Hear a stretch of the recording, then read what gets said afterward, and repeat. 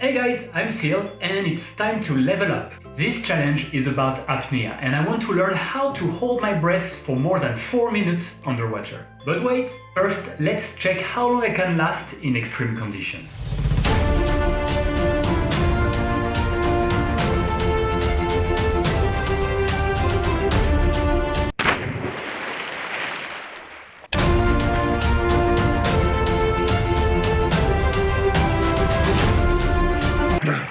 "25 seconds. That's not great. That's actually really bad. When you exercise or when you simply move around, your body uses more oxygen and produces more carbon dioxide. So in order for you to stay longer underwater, you will need to remain perfectly still and relaxed. But Seal, What? what you say is really obvious, you know? Shut the hell up.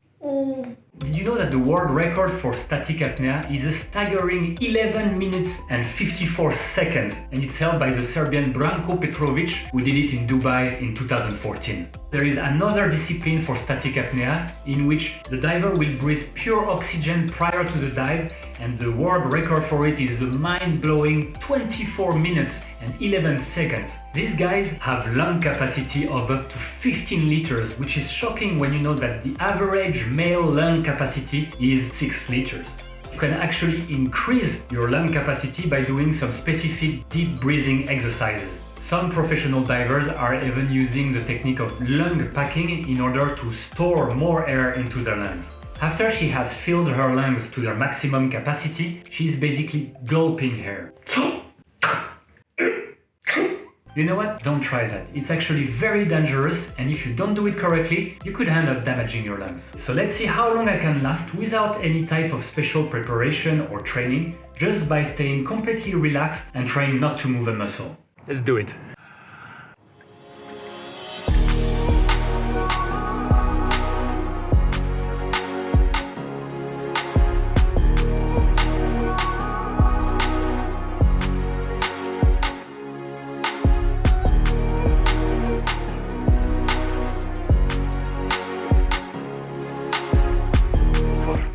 One minute and a half, so there is still a lot of room for improvement and I'm quite far away from my 4 minutes goal. Before we go any further, remember that the first rule of safety if you attempt to hold your breath underwater is that you should never do it alone. You should always have someone watching you and ready to get you out of the water in case something goes wrong. If you black out underwater, then you're done for.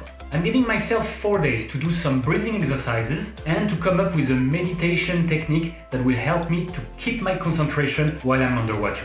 Concentration is key because you need to be completely relaxed while you hold your breath. If you're thinking about how long you've been under the water, or are you going to do better than the last time you tried, or any stressful thought that you have in your mind, then for sure you will not be able to stay as long as you could if your mind was calm and relaxed. The breathing exercises I need to do are the ones that will help me to delay the contractions and the urge of breathing, but also the ones that will help me to fight the pain and the discomfort once the urge of breathing kicks in. The exercise I do is I take normal breath for a couple of minutes until I am peaceful and relaxed. Once I'm ready, I take a deep breath and then release it 100%. Finally, I take a very deep breath, the biggest I can, and I hold it until I can't take it no more. During the whole process, I try to think about something else. I recommend happy experiences that you've had. Personally, what I do is I visualize the 1-year trip I did when I was 25 years old around Asia, right? So taking the Trans-Siberian train, touring Mongolia, going through China, Vietnam, Cambodia, and so on. Basically remembering all the happy memories I had in each places and fast forwarding the travel between each of them. So once I reach the discomfort and the pain, it becomes harder to continue this mental process. What it does is that the longer you practice, the better you will become at ignoring the pain and the discomfort and staying with it for a longer period of time. After 4 days of doing this exercise multiple times a day, I can now hold my breath for about 3 minutes, which is promising because dry training, even though safer, is harder than training in the water because of the mammalian diving reflex. This diving reflex is triggered when you immerse your face in water. Okay, so what it does is that your heart will slow down by about 20% and the oxygen in your body will be sent in priority to your vital organs like your heart and your brain. Alright, so now let's go back in the water. Okay, so as soon as I started, I could not concentrate because I kept thinking that maybe the diving reflex was not triggered properly because I didn't wet my face prior to the dive. Also, I could hear my daughter outside of the pool screaming, "What is Papa doing?" In the end, I knew I was not going to do a good time and I didn't want to push it to have the chance to do better on my second try. I don't know if you have kids, but it definitely does not help if you're trying to do such challenges. Look what my daughter was doing. First, she tries to save her daddy, and second, she tried to fish out the GoPro. Once my daughter is not around, I take some deep breaths, I activate properly the diving reflex, and I go again. This time I feel really good and relaxed, and I'm able to concentrate and go through my agent travel journey in my mind and lose track of time. And then I do my first mistake as the discomfort kicks in. I open my eyes to check if I can see the clock on the GoPro. I cannot, and I feel my concentration slipping away. Then I try to go back to the journey and concentrate to be able to handle the discomfort. Come on, you fool! Remember the training!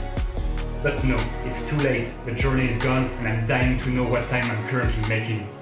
These thoughts cloud my judgment. Eyes open, eyes closed, air exhaling from my mouth.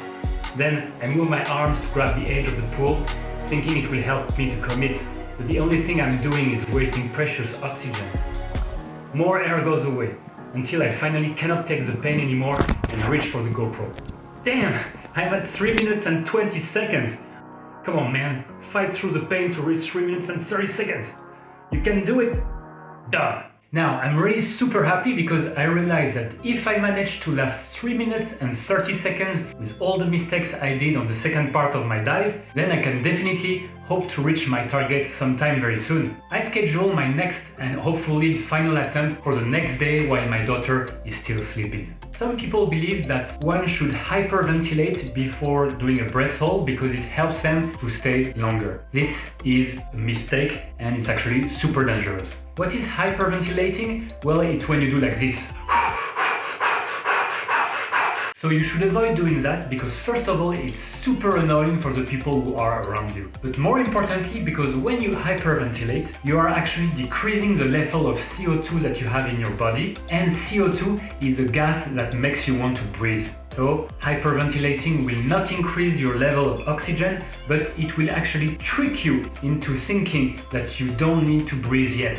It's very dangerous because you might not feel the need of going back to the surface to breathe before it's actually too late and you black out underwater. Don't hyperventilate prior to your dive and stick to taking normal deep breaths.